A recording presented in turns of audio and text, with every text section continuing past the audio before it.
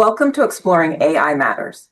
This podcast series, previously known as Mind the Gap, Dialogues on Artificial Intelligence, will continue to appear in the ABA series to the extent that. In addition, all of the episodes, old and new, will now appear under our new podcast name, Exploring AI Matters. Thank you.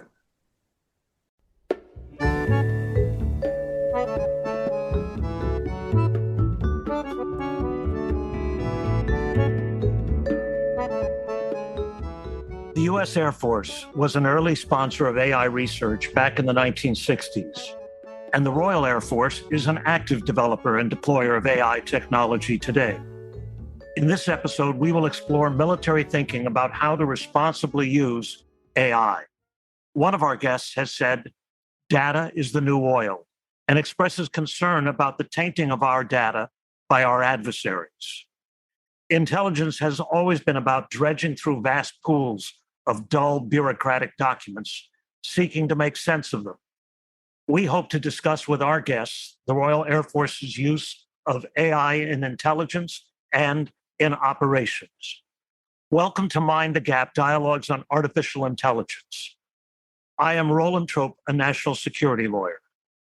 And I am Charles Palmer, a computer scientist. We are your hosts for this episode of Mind the Gap, Dialogues on Artificial Intelligence. In addition, we have two other hosts. I'm Anna Adams, a national security lawyer. And I'm Mark Donner, a computer scientist. Each episode will be led by two of us, with the others adding impromptu questions and comments as the spirit moves them. Today, we have two guests from the most senior ranks of the Royal Air Force, Air Marshals Philip Osborn and Edward Stringer. Both men joined the UK's Royal Air Force in 1982. Air Marshal Stringer served 36 years until 2018, and Air Marshal Osborn served 37 years until 2019. Air Marshal Edward Jackson Stringer's overseas operation commands included service in Libya, Afghanistan, Iraq, and the Balkans. As Air Marshal, he led the Defense Academy and Joint Force Development and Joint Forces Command, where he was responsible for advancement of the operational effectiveness of the current and future Joint Force of the UK. Air Marshal Philip Osborn's overseas deployments included Germany and Turkey. His staff tours all had a capability focus with responsibilities for command air, carrier strike, land forces engagement, weapons, and joint enabling capabilities. In 2015, he was named Chief of Defense Intelligence with the rank of Air Marshal. Charles, why don't you start the questions? Well, welcome to Mind the Gap. Let's begin by asking you each to describe how you came to your interest in this AI thing.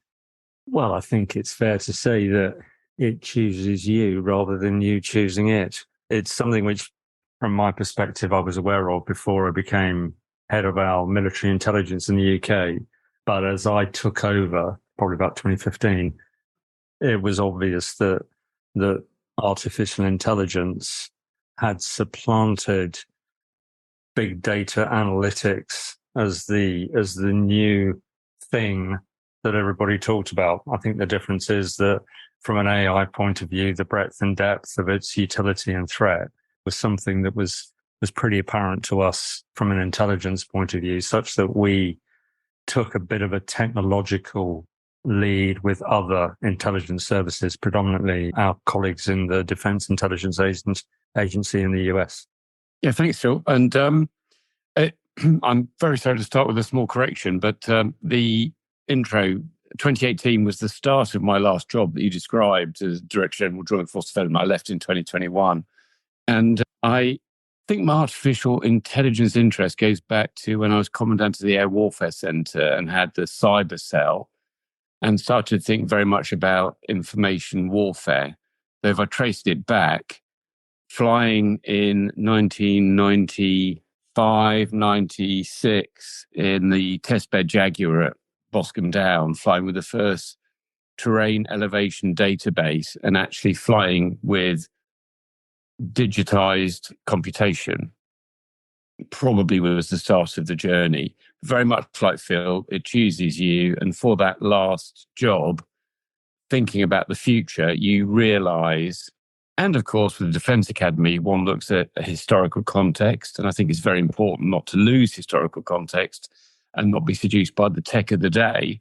The historical context tells you that all warfare follows the industrial revolutions, the changes in the socio-economy. Americans will know this better than most, because industrial age warfare started in 1861 with the US Civil War. We're still to an extent in that paradigm. And so the shift to the information age makes you think about, what does this mean? And I guess the first time I put my thoughts on paper was to the West Midlands University's Military Education Conference annual defence lecture at Birmingham University in 2015. And having been forced to stand up in front of a proper academic audience and say, where's warfare going, and really think about it, allowed me to coalesce those thoughts. So very much like Phil, I'd agree. In some ways, it selects you. I understand that.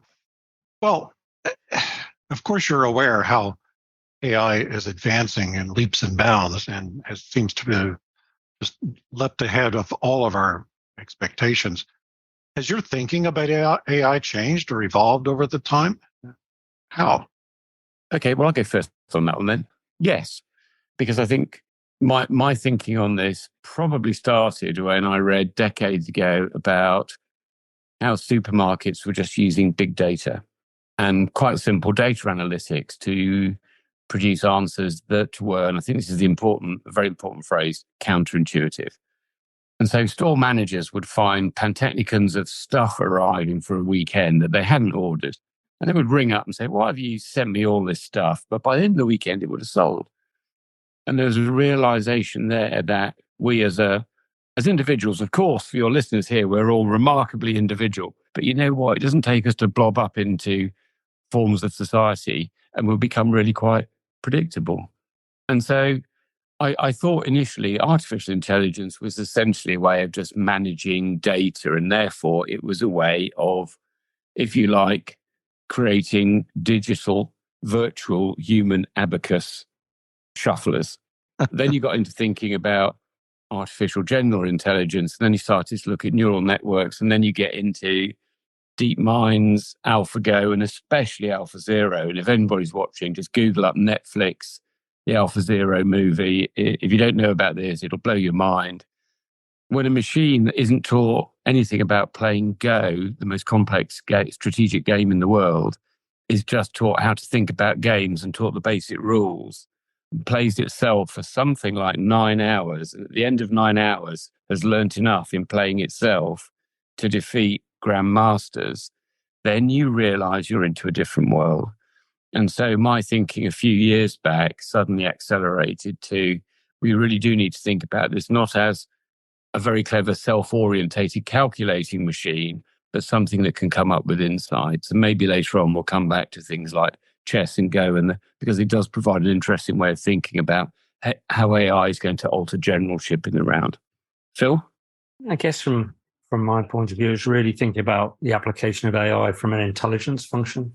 I was involved in commissioning research into big data analytics and then into artificial intelligence before becoming CDI, but quite quickly forcing us to think about how you take intelligence disciplines, how you apply the thinking that you would do perhaps to an all-source intelligence problem and the generation of potential futures, and really understand the opportunity that AI gives you from both the feeding of good information to your own decision makers, but also how do you counter the inevitable deception that might be run by the opposition to AI. So I guess my thinking accelerated more from a threat and opportunity perspective rather than the science and the technical. So very, very applied to how you use AI in the intelligence lane. And then that quite quickly, I think, leads you into other areas of both opportunity and threat, which I'm sure we'll talk about in the next 20 or 30 minutes or so. Fascinating. The this AI emergence, if you want to use that term, is driving businesses to adapt their processes like crazy, trying to catch up. And we've got this cool new toy. How can we use it? All the different ways that you could apply AI, is it really changing the way it's the military programs use it? Are we having to just modify what we have, what we do, or is it a complete rethink? I guess it depends where you start. There'll be some aspects where if you don't change process, then you'll lose the opportunity that AI offers. I think we have to be clear the real advances in artificial intelligence will come from the commercial side of our lives rather than the military side of our lives. That brings with it a whole host of challenges in terms of the sway that corporates, perhaps transnational corporates, have in terms of the tools by which governments and militaries make decisions. But again, we can come back to that. So I think there's something around if you don't change process, you won't manage to take the advantages that AI offer you in some lanes. But I would say, again, perhaps because of background, there is something about humans leading AI and the application of it. I think that's particularly true in a military sense, given the nature of military operations are by definition human. And therefore, I guess the answer to the question is it depends. You do need to change processes. You do need to embrace technology, but you also have to keep an eye on what's most important. And from my perspective, it's making sure that humans are appropriately at least on the loop and perhaps involved in the authorization of activity in a way they would not have been before, either a bit further back intellectually, but they're still involved. Edward. I think there are two levels. The first is really quick and easy to go through. AI can take over a bunch of routine processes, and it's already there. It's been there for a while. It's not scary. A complex weapon system like a frigate or a nuclear submarine will have AI running on it now that is finding patterns that would previously eluded all but the most sensitive engineer, and you'll find out when things might fail. You can therefore predict a better mess. So the fleet management side of stuff, if you like. On the other side, I think there are some really fundamental questions about command and control. And I would look at, by analogy, all right, slightly simplified, but I'm sure we can tease this out later on in this broadcast. If you look at chess, for the last 10 years plus, no chess grandmaster can beat a chess computer. That's accepted. The best they can do is draw. Some grandmasters, the more charismatic, flair-driven, have just bemoaned the fact that the computer has removed the art from all of this and almost had a group stop. Many other grandmasters have said, well, hold on. If I now form a team with me, a chess coach, a data scientist who understands what the chess computer is doing, then actually we can start to work with the computer and we can make me a better chess grandmaster when we're coming to make decisions. And for them, decisions, of course, is when they go on to into chess competitions against another human player. But they're a product of human-machine teaming. And that, at a simplistic level, is posing now a very good player who's augmented by AI against perhaps a charismatic, intuitive genius, the Kingfisher moment from a course that Phil and I will know well, High Command Staff course in the UK, which tended to suggest that generals were uniquely geniuses when it came to military performance. I don't think that's true anymore. And so when it comes to the fundamentals of the employment of military force, and your question was, does AI pose threats to conventional military platforms? Well, those platforms will change to an extent, and it could be a serious extent, depending on how much we allow autonomy, which is what Phil was talking about. But I think some of the fundamentals of how we manage intelligence, knowledge, command and control are going to change very fundamentally. And I think a lot of what we've prioritized and privileged, heroic military leadership in the past, the command and control of the brilliant general, the coup d'oeil that cuts through and sees the essence of the problem, all of that really is going to have to change. And I'll finish by saying, if you want to see this happening at still quite an immature level, just look at what Ukraine has managed to achieve in a year, repurposing a lot of commercial tech, including elements, quite simple elements of AI, and it's created much flatter structures, much quicker structures of command and control. And fire support in Ukraine is now referred to as Uber fires. And that should really make us think, because it's demonstrating that once again, the way the military employs force, and that's the nature of warfare, and that hasn't changed. The character of that, though, is following the changes in the socio-economy from a centrally controlled mini cab organization where one brain sends each cab to where it needs to go, to an Uber organization where you're now linking the various players in the market in real time to create very short notice contracts of convenience. And that will change the way the military is commanded and controlled in a very significant way. I'm a little worried that our audience might not have really grasped what you have perceived to be the change in the way that Ukraine has used fire control. What did it used to be, and what are they now able to do? Because your answer merged with the commercial market. I want to make sure they understood what you were saying on the military side. Yeah, sure. If you look at I don't know how long we've got here. I'd love to do an analogy because I also think that we should be quite measured when we look at what are considered to be the threats of AI. Because, of course, in every change, every technological leap in the military sphere has brought with it shades of shock and horror and awe. If you go back to 1861, start of the US Civil War, you look at a retired military officer with not much of a massively significant career behind him, Ulysses S. Grant, but he comes back into the military in 1861. He brings with him and promotes to senior officers a bunch of people who are familiar with the railroad and the telegraph. And suddenly, those people are repurposing civilian technologies of the new industrial age, allied to real changes in firepower and uniformity of factory-produced proper artillery, not just cannons, rifles, not just muskets. And suddenly lethality has taken the steps 2 leagues forward. You can move by the railroad huge quantities of stores at great speed and over great range, and down every railroad is a telegraph wire, and you've got cross-theatre near real-time communications. Of course, it changes the entire way that warfare's fought. Skip forward 160 years, if you like, 1863, 2023. And the Ukrainians are linking Elon Musk's Starlink with software developed by Palantir to help businesses understand exactly how things are working and cooperate around their business more efficiently. They have knowledge from commercially sourced drones. They're going through 10,000 a month at the moment, but these things are cheap as chips. So they can afford to do it.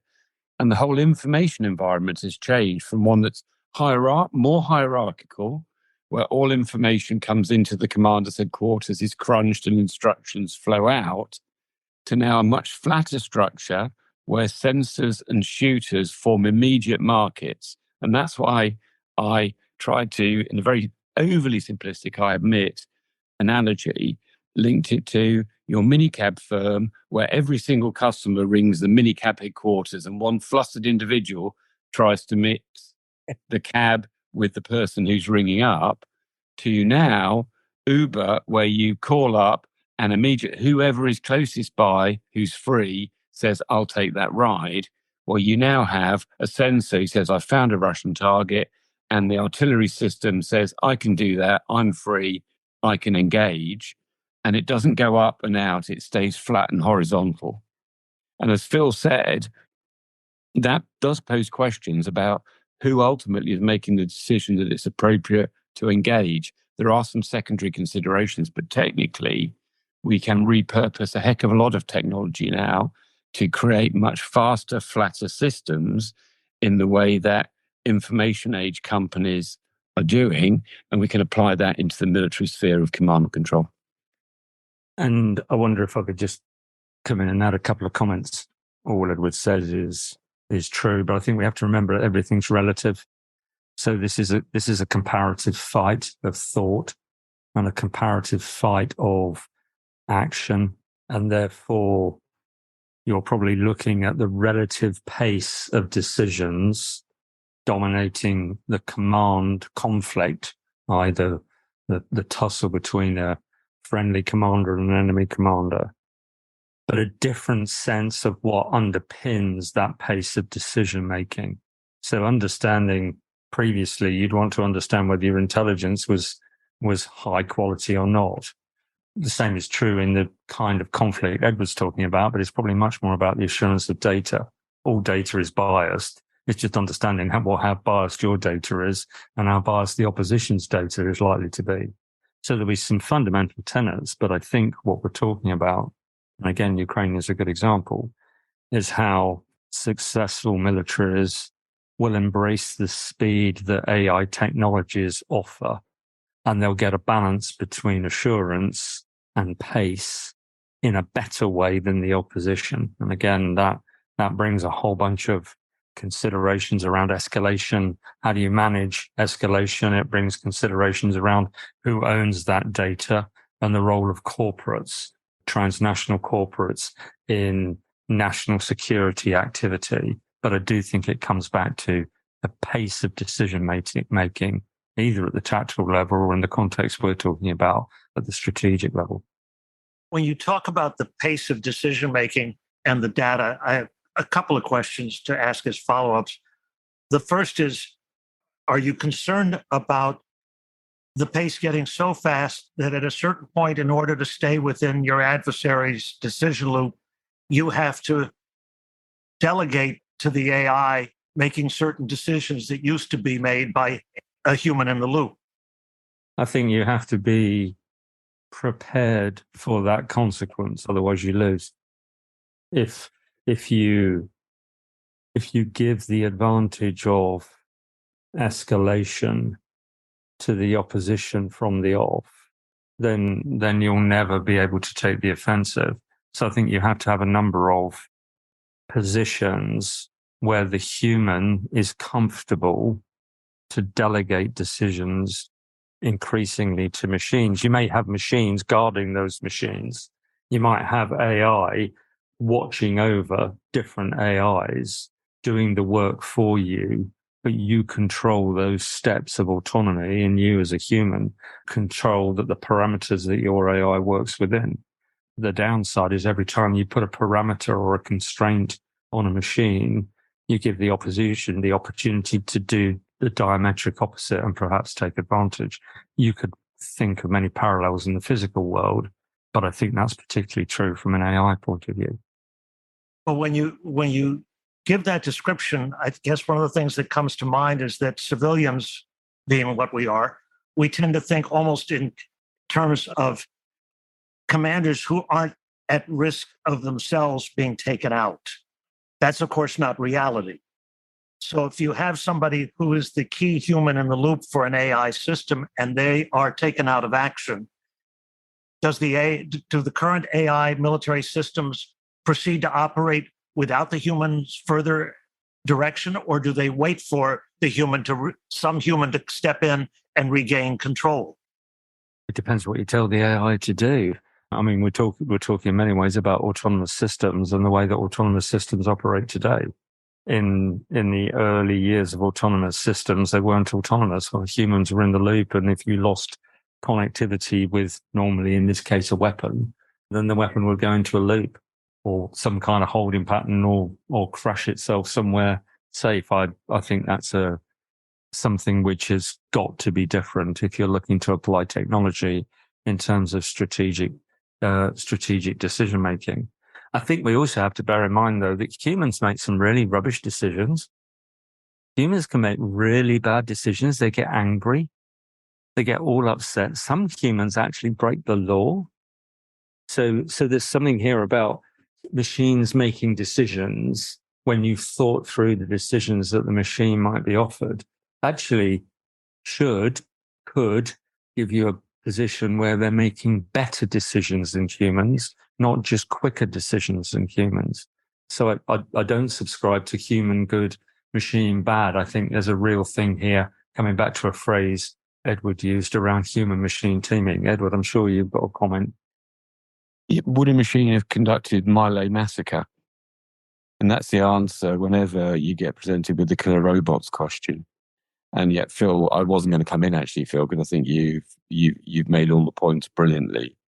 All I would add as a bit of real world anecdotage, back in 2019, at a gathering of the futurologists of NATO at Norfolk, Virginia, after a bit of a vanilla presentation that said we'll always have a man in the loop. It was my brilliant US opposite number, US Marine Corps Lieutenant General himself, that went, stop. If you write that simple sentence, you've just massively limited us. And what you have to say is appropriate human control.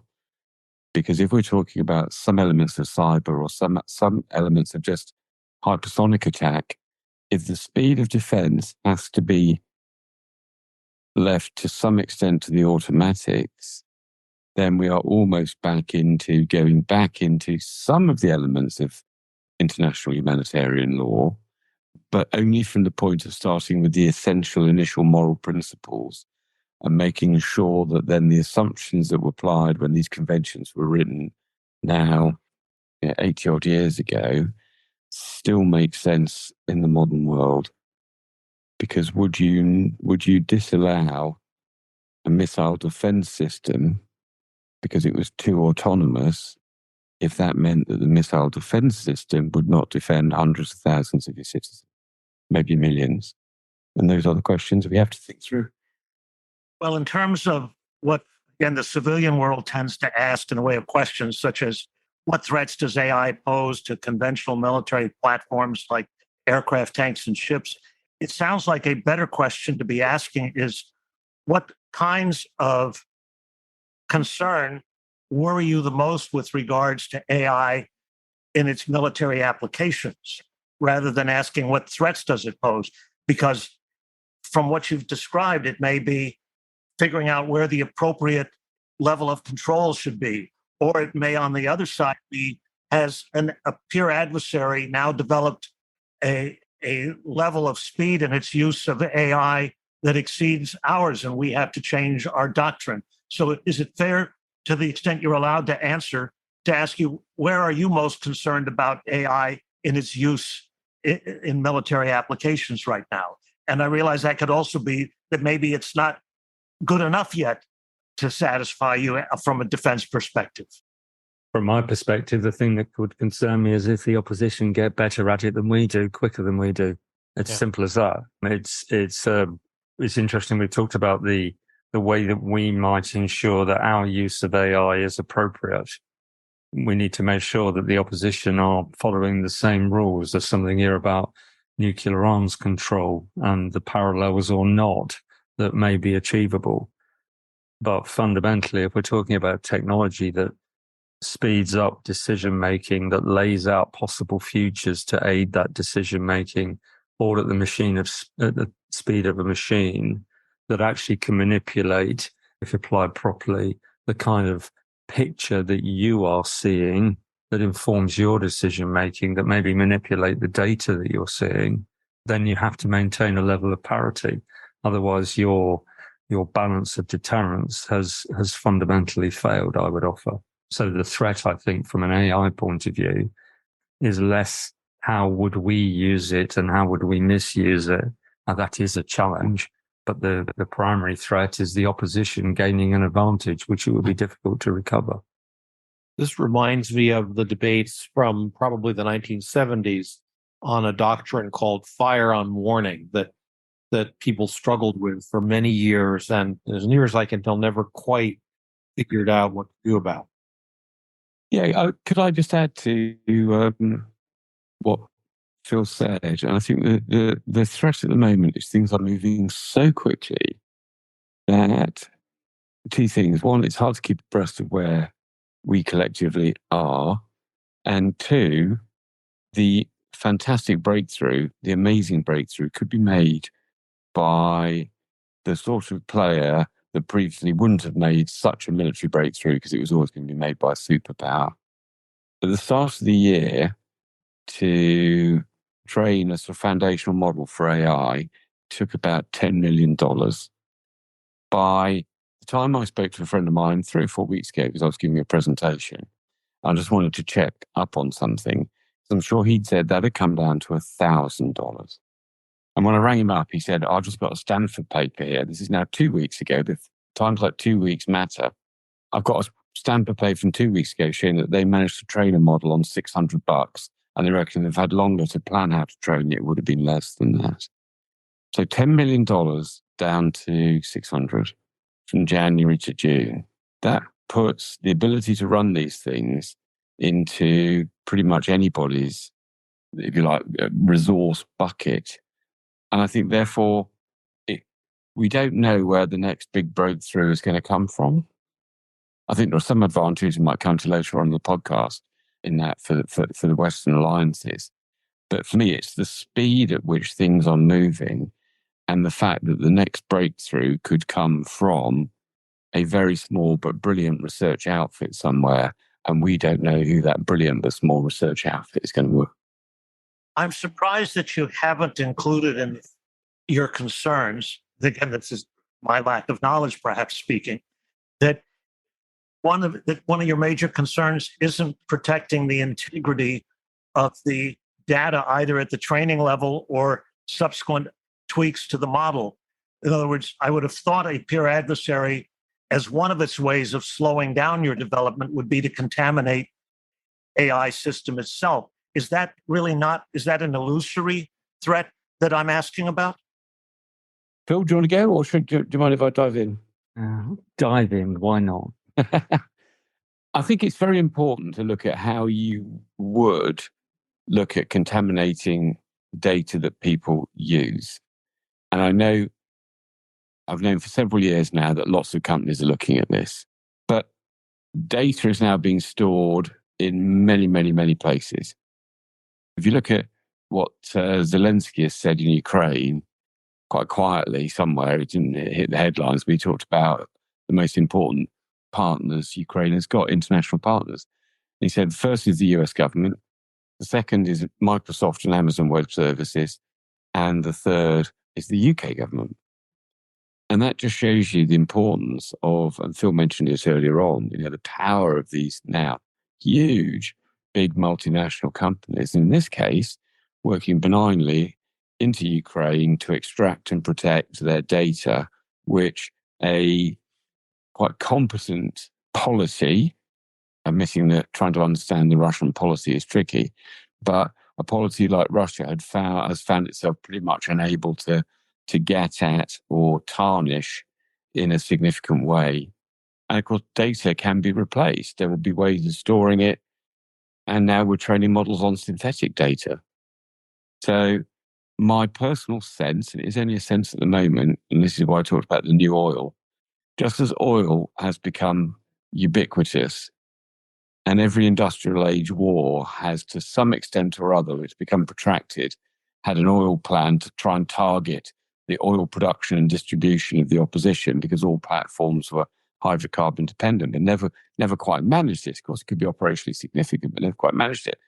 And you will know that if you break down the middle of Sahara, you'll find someone who comes out of a Bedouin tent with 2 jerry cans and will sell you some diesel. And my sense that data is always going to be available. Yes, there will be some twos and fro's. I'll try and corrupt your data. I'll try and corrupt this. There'll be some form of algorithmic warfare, data contamination warfare. But my suspicion is it's never going to be massively decisive one way or another. But that's purely personal perception. Phil might have a different one. So I would add to that 2 things, I suppose. The first is I'm less worried about data assurance because it's hygiene. It's a thing you've got to do. And in the context Ed was describing, if you're using massive amounts of data, then actually you're probably more worried about the inherent bias within those data sources, i.e. unintended contamination rather than intended contamination. But what I would offer is I do think there's a threat in where you're working in absolute real time on the collection of data, and those really immediate data points are changing decisions. You'd need to have a lot of them, but those immediate data points are changing decisions. Then there may be the opportunity for the opposition's AI to be showing you what they want you to see, rather than what's actually happening. I think that's a different thing. I think there's a thing about data contamination and there's a thing about deception, and I think we have to keep them separate. But data assurance of the vast quantities of data you're using is a hygiene factor and therefore manageable from my perspective. Charles, I have another question, but I think from what they were just saying, we should come back to my question and go to your data quality question, since that immediately leads from what they were just saying. Okay. So businesses are all very concerned about this data as the new oil kind of thing. It's just to keep up with competitors or to stay ahead of other issues like regulation. They really have to depend on the data. And as you said, it's a hygiene issue. But the way I'm looking at it, it's a whole lot more data faster than we've ever dealt with before. Some of our other podcasts approach this, things like dealing with data from the new telescopes or climate simulations and so on. So how do we make sure, is there anything unique about the data for AIs, their speed or the lack of tolerance for noise in the data that we have to worry about? It's always interesting when a computer scientist asks aircrew a question around data and computers. And I don't know about you, Edward, but it makes me feel very, very under pressure, because I suspect Charles knows the answer to this question, but we'll press on anyway. And so from one aircrew dude's perspective, from an AI point of view, more data is good. For years, militaries have had far more data than they can possibly analyze. Most intelligence analysts are only able to analyze the data that's in front of them rather than the data that's theoretically available. I think we're seeing some of the advantage that comes with being able to look at the data that's available when we talk about open source intelligence. And that, if you like, is less a reflection of what intelligence is openly available and more the quantity of intelligence or of data points that are available. So again, I suppose I would turn it on its head. One of the huge opportunities of AI is it allows you to manipulate data in a way that you could not possibly have consumed it before. It allows you to make sense of data that you wouldn't have even perceived was there, let alone had time to analyze it. So I guess I'm less worried about it, about the prevalence of data, because we know it's there. Now, how you get it, how you assure it, how you brigade it, how you make sure that you have different types of data available to you at different times. Again, I'm not underplaying the challenge, but it's a technical challenge that can be managed. At the moment, militaries have far more data than they can possibly analyze, and even starting to make inroads in that has got to be a great thing. Yeah, I'm sanguine about this, because it's trying to remember 5 years ago, maybe a bit more. I remember taking a general down to a company that was looking at this, and he started asking these questions, and the company owner immediately shot back with, "What are you talking about? Messy data?" We used to worry about formats a heck of a lot, and it's still important for ease of doing stuff. But my sense is, as tech advances, we're becoming much better at just being able to cope with elements. And I think, as Phil said, the problem will be if people want to interrupt with some form of deliberately introduced bias that gets into a loop as previous data is churned through, whatever, the son of Chat GPT, and that starts to become a contaminated stream. I can see that happening. But at the moment, no, I don't see it as a problem. I think the tech is starting to help us by being able to read multiple, not just formats, but multiple. However the data is stored, it's storing is it image, is it audio, is it written text? Actually now we're being able to crunch that automatically in a way that even only a couple of years ago wasn't possible. So I'm not as worried about that until someone comes and tells me they've got the measure or the countermeasure that turns that on its head. And then there'll be the inverse. Yeah, the reason I raised that question is the GPS challenge, which is we depend on this data.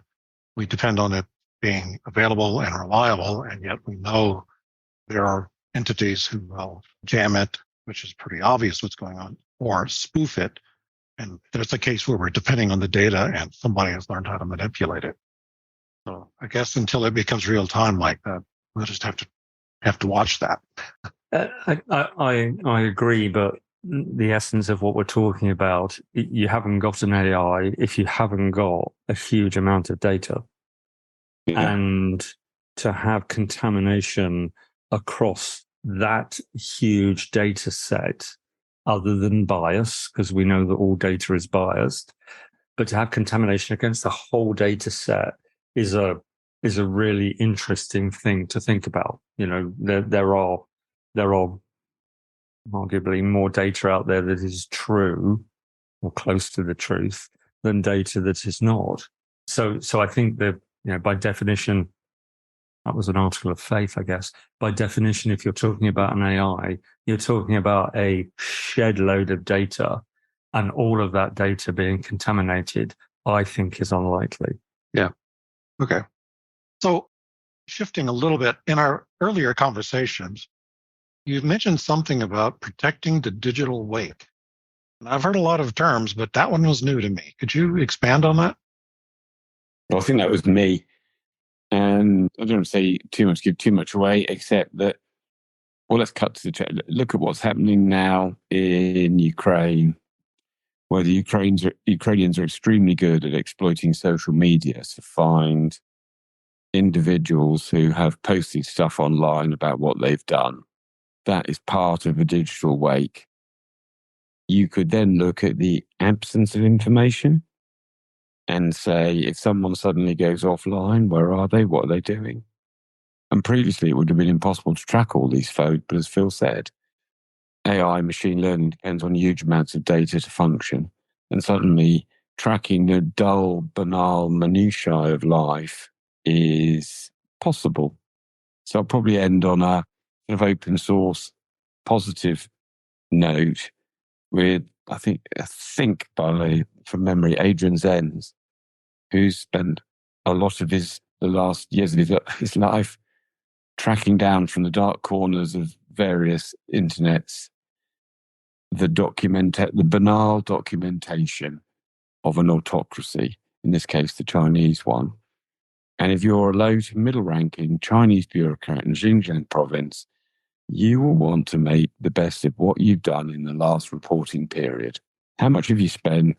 How much have you managed to accomplish? Where are you on your set? Blah, blah, blah. So everybody leaves now behind them a digital weight, which previously would probably have gone unnoticed.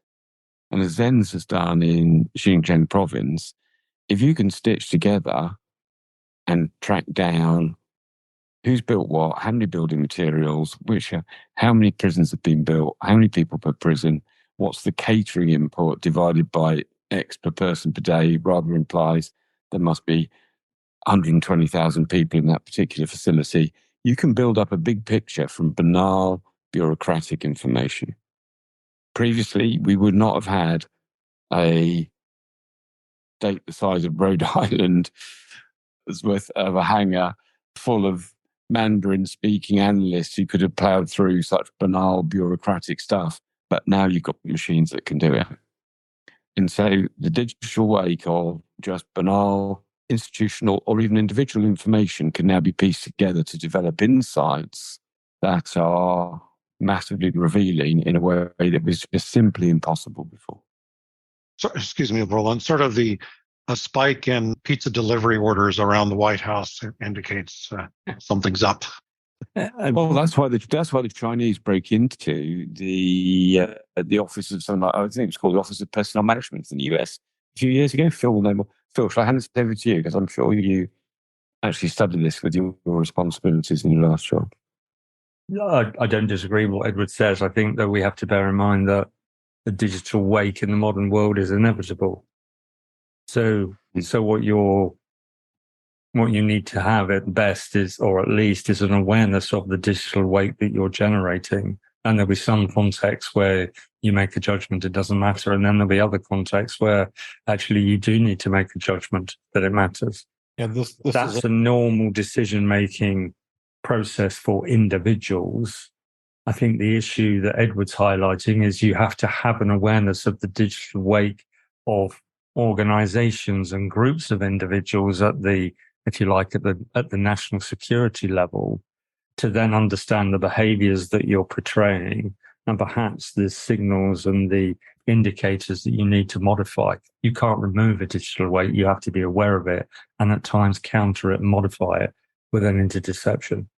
It may be a trivial example, but I think there was a reportage a couple of years ago of a running application that many U.S. military had on their digital watches or exercise wristbands that you could apparently access and see where they went on their daily runs, which is in probably a small sense a security risk, but it exemplifies, I think, the kind of digital weight you're talking about that previously you wouldn't have spent much resources trying to gather. So it seems that you've highlighted one way in which AI changes the practice of intelligence gathering. Is there any way in which AI otherwise changes the practice of intelligence gathering or analysis besides the one that you just mentioned? So what AI should do is allow the analyst to analyze rather than data collate.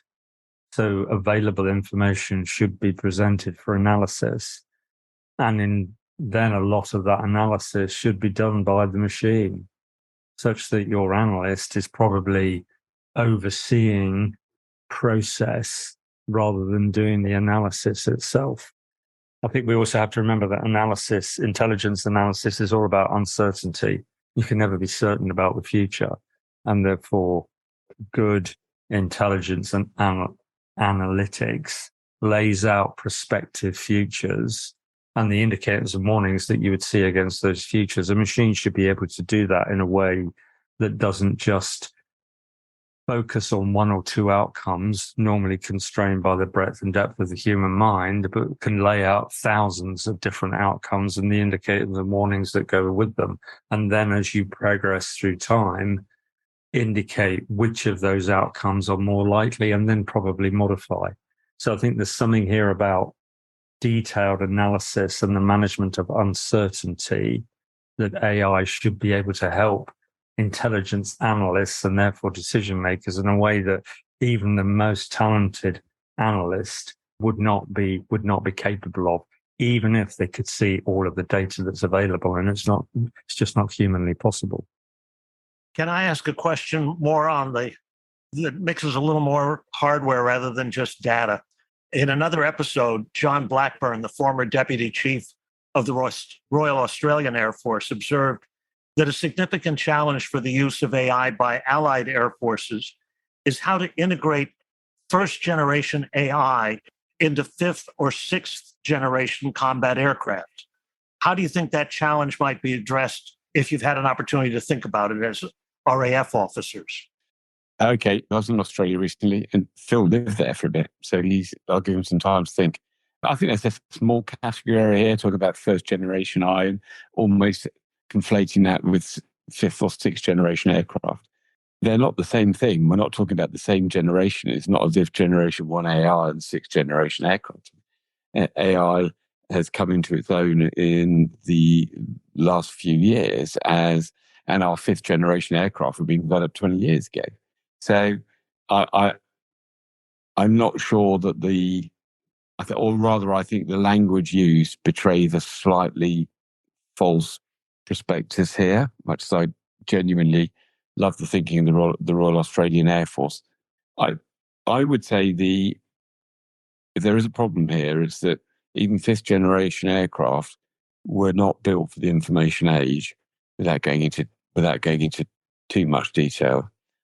And therefore, you could easily put that sort of software that we spoke about on any platform that analyzes does fleet management, predicts when in 200 hours that alternator is going to fail because the frequencies and this, that, and the other indicate that some bearing is about to go and all that sort of malarkey. It can do all that. But most of our platforms that are still in service were still constructed in an era where, as Phil said earlier, data was a cost and most militaries want to get rid of it. I certainly know that one of the most advanced frigates that the Royal Navy has, the data is owned by the manufacturer because the Navy didn't want the responsibility of storing it.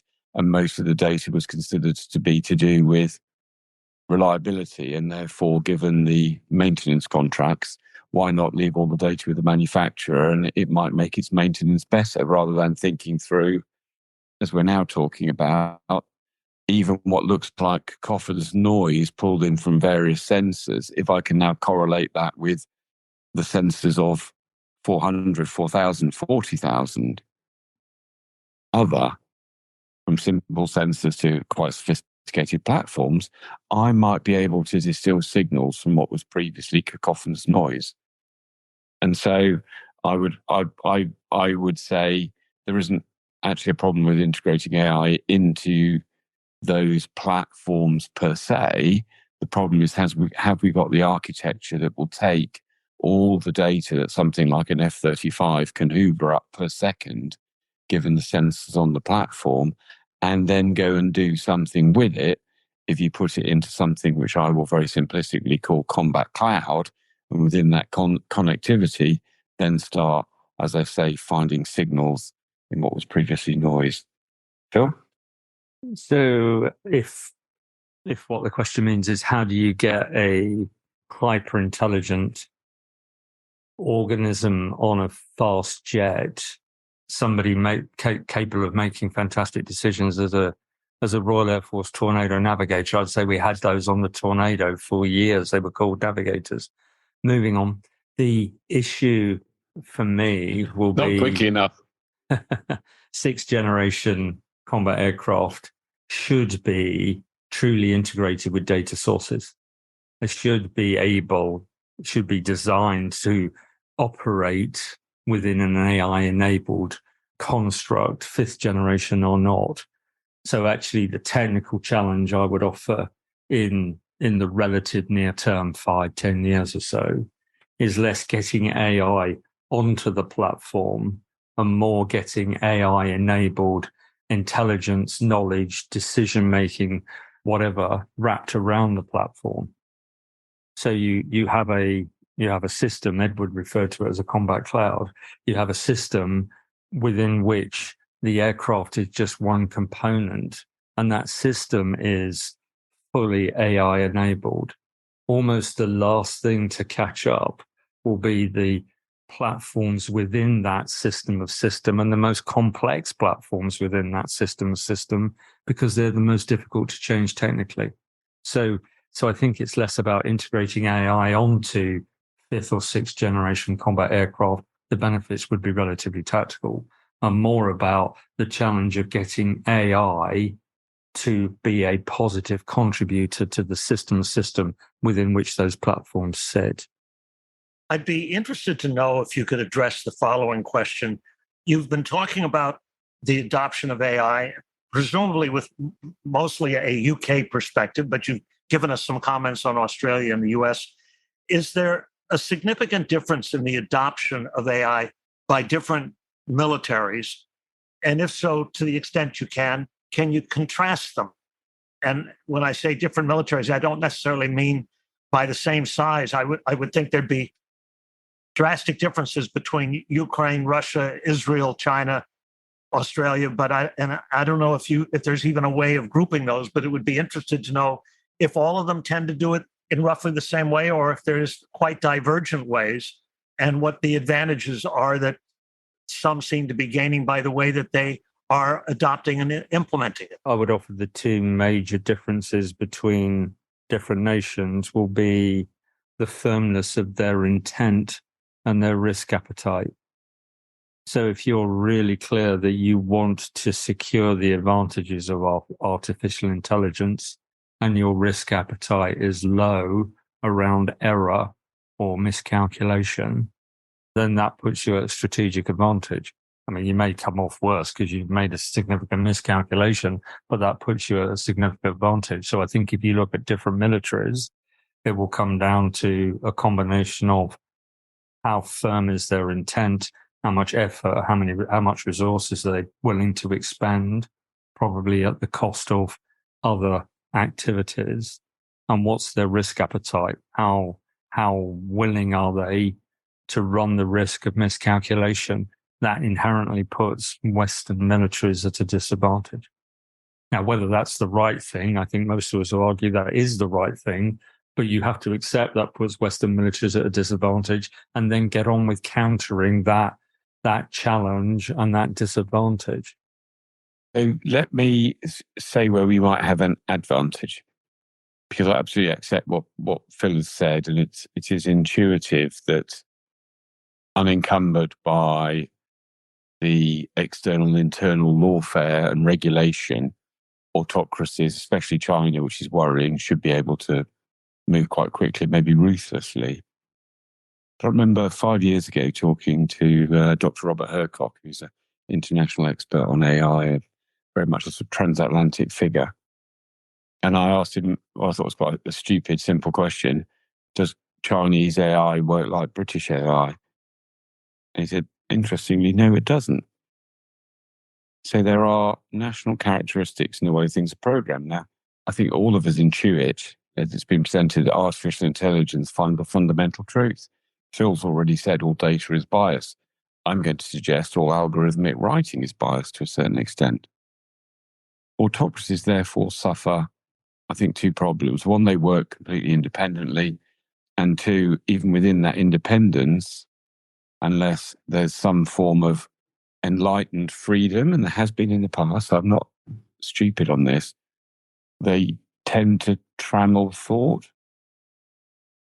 If you look around what you might call the Western coalition, and for the reasons I outlined earlier, look at the costs now that are coming down massively in just training a foundational AI model, then it is likely that a big advance could come out of a small ally, let's say one we would immediately understand, like Israel, but why not on Estonia, which has had a digitally focused society for a long time, or Poland. And if that were shared around the alliance, we've now got, if Rob Hercock to be believed, the NATO alliance has 30 different cultures working on AI in slightly different ways, all of whom might make an advance. And we've got the two big adversaries, Russia and China, throw Iran in as well, working very much on their own. So I think if we were to harness that properly, I think there are huge benefits there. And I think, alluding to questions you started off with, start the program, what are the dangers of AI? Actually, dangers and risks are normally best spotted by your friends who are looking from the outside and aren't as carried away with your own brilliance as you are. And that's why I'll finish this answer with, I was very much supportive of what Prime Minister Sunak was saying to President Biden the other day about thinking through how we might regulate AI. On the face of it, regulate AI sounds like, oh my God, we're going to trammel ourselves and we're going to go backwards. If we think about it sensibly, we could actually use the G7, the D10, NATO, AUKUS, the Quad to both rapidly do experimentation in AI, but also rapidly do the thinking on and mutual self-checking on where could this go, how could it trip us up. And so I would call for an approach to the democracies in making sure we emerge from the information age revolution at the forefront of it, and don't just nervously retreat into over-regulation. So politically, we can demonstrate to our populace we've been very cautious and very safe, because I think that would be to deny the benefits that legal democracies can bring to this equation.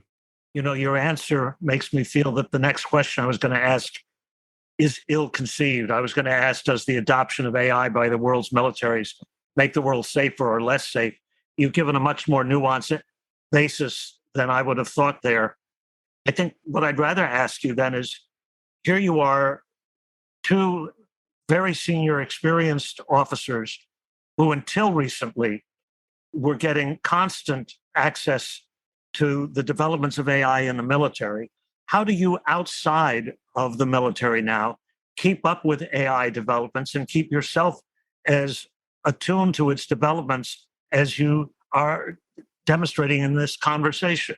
Yeah, it's difficult. All I'll say is one of the think tanks that I'm now associated with, I recommended to them that we, because they publish a weekly agenda with what's going on in the world and a few thoughts, and it's an advertisement for the things they've done, that we should once every 2 or 3 weeks have a almost impersonal, very much like saying The Economist does, just rack and stack, this has happened in the world of tech, and saying that things change now in 2 or 3 weeks.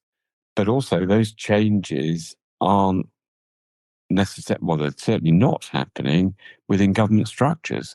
And that was part of the reason for suggesting this for an organisation whose product is read very widely across government. It was to jolt what you would refer to in America as lawmakers, legislators, into an understanding of just how quickly this stuff is moving.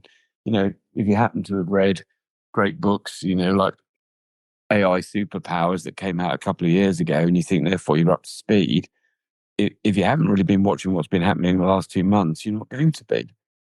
And it is difficult to keep up with it.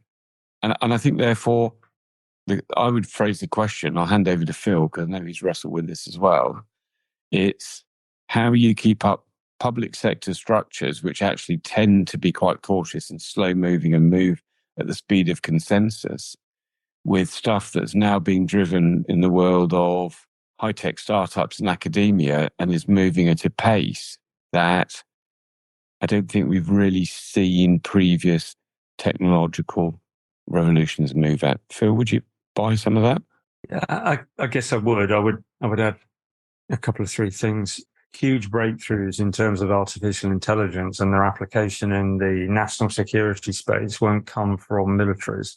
Those technology breakthroughs, those advancements in technological thinking will come from the civilian sector. So if you like, that puts militaries at a disadvantage, because what they're seeking to do is how do they make the best use of things that are coming to light or coming to fruition from a civilian point of view. That kind of turns on its head things that some militaries have been used to in the last 30, 40, 50 years, nuclear power being an example of that, I suppose.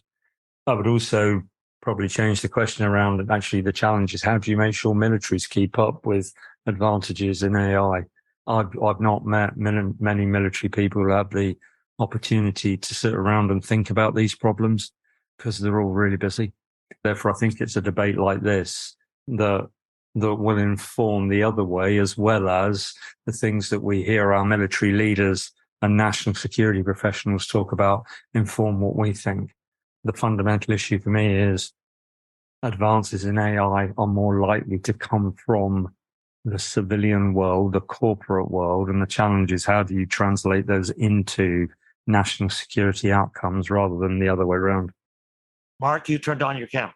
Oh, yes. This is a point of order. We are running long.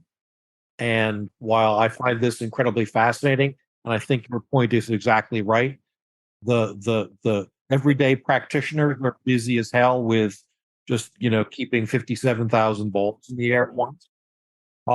And, it's folks like the two of you who have had the benefit of many years of actual, real operational and practical experience who are now reflecting on the broader pictures. That's a set of insights that will be of immense value to the larger community that, in fact, we are hoping to inform. That's why we're doing this podcast. So you put your finger precisely on the right topic, that why this is the right conversation. But we are going to run out of time. Well, we can go on for hours, but I think the listeners will, after all, press the stop button after a while. Well, they're also 6 hours later than we are, and we should respect that. But I would like to just add 2 quick comments. The first is it has been a challenge to keep up with how much you have changed the way we've looked at AI. And as a result, we had to reconsider our questions accordingly. And we hope we kept them enough up to date to make the conversation as interesting for you as it has been for us. But we are deeply grateful to you. And I would hope that maybe 6 months from now, we could have another session with you. You don't have to commit to do so on the air, but we would love to have the opportunity to revisit these subjects with you, given what, at the pace that you're describing it, things will have happened in those 6 months, will put us in a different frame for asking and having this conversation. Roland, it would be a pleasure. It's been really, really informative certainly from my perspective to to be able to spend the time talking about these things in the way that we have. So it'd be a pleasure to come back in 6 months. I'd check your ratings first, though. You might find it's not a good decision from an audience perspective, but perhaps we'll see.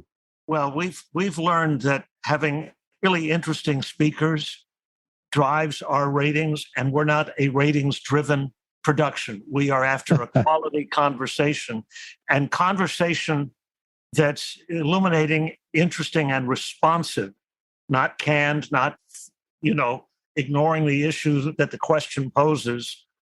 It's rare.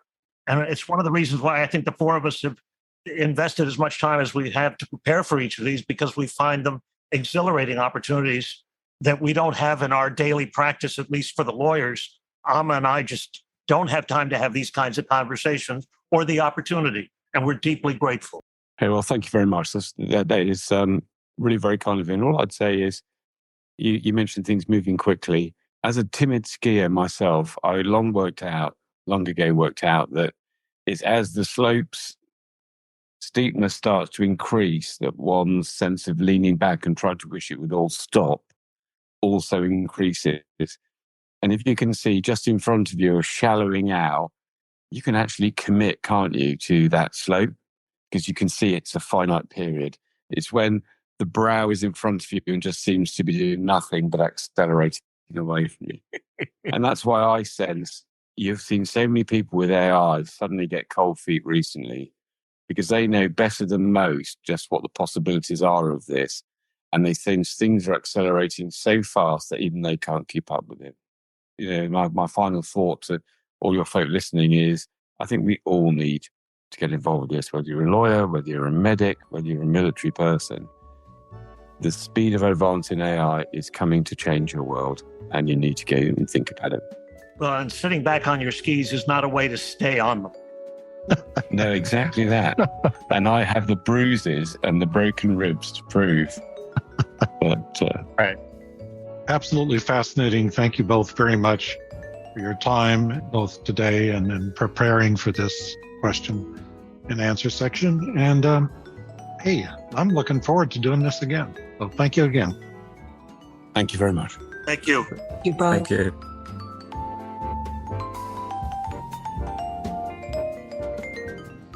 We thank the Business Law section of the American Bar Association for their generous sponsorship of the production of this podcast. We welcome questions and comments from listeners. Send email to comments@mindthegapdialogues.com. We read all comments and questions and will try to respond in the letters section of a future episode. If you are writing about a particular episode, please do mention the specific episode number. Please also do include pronunciation tips to help us properly say your name when we reply in a subsequent episode. See you next time on Mind the Gap Dialogues on AI.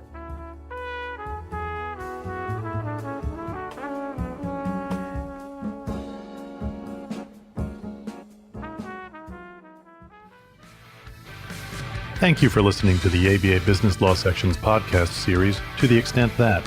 The section offers a robust collection of content. To explore more about this topic, or to learn about joining the section, visit ambar.org/bizlaw. That's BIZLAW.